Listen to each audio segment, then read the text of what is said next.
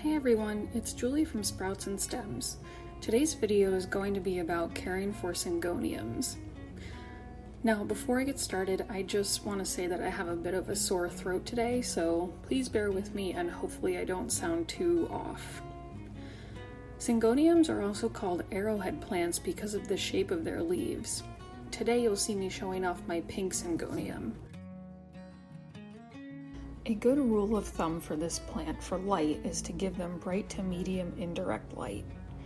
Now keep in mind there are many different varieties of syngoniums and some are darker and some are lighter. Darker color varieties will actually do okay in low light areas. However, lighter varieties do prefer bright indirect light. Syngoniums do not like to dry out too much. If they do, you'll see the leaves start to turn brown and fall off. Water this plant when the top inch or so of the potting mix is dry. This will probably end up being around once a week or so, but you should always feel the potting mix first just to be sure. Syngoniums are relatively easy plants to care for, but I will say that in my experience with them anyway, I found they have been a little bit sensitive when it comes to water and humidity. They are native to tropical jungly areas, so basically very humid areas. Now, they will be okay in average humidity levels. Just keep in mind, if you live in an area with very dry air, your plant might start to look a little bit crispy, so you may want to provide it with some extra humidity.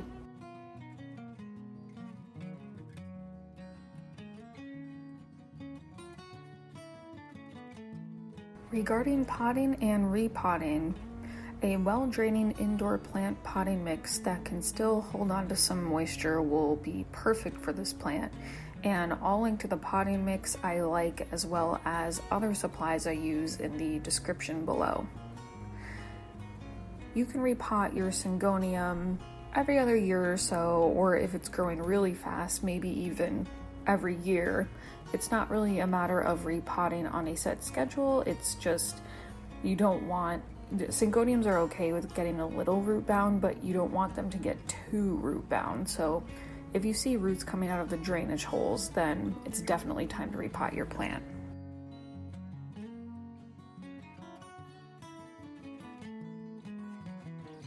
To fertilize your syngonium, you can just use a general houseplant fertilizer. It doesn't require anything special, and you can do this once a month during the growing season, so the spring and summer. And less is more when it comes to fertilizer. Using too much can actually burn the roots of the plant and end up killing your plant, so I always like to dilute my fertilizer by half of its recommended strength. And at the end of the day, syngoniums are pretty fast growers in the right conditions, so you don't even necessarily need to fertilize yours. Syngoniums are climbing plants, but they're also pretty floppy. So their stems tend to flop out and kind of weigh down a little bit as they get bigger. I have a moss pole in the middle of my plant so that once the stems get a little taller, the plant won't start flopping over and I can secure it to the moss pole and use that to support the stems of the plant. And that brings us to the end of this syngonium care guide. So I hope you can see that the syngonium is a pretty low maintenance aside from being a little bit finicky when they get too dry, but overall a pretty low maintenance and beautiful plant. And I hope this has given you confidence to try your hand at growing syngoniums.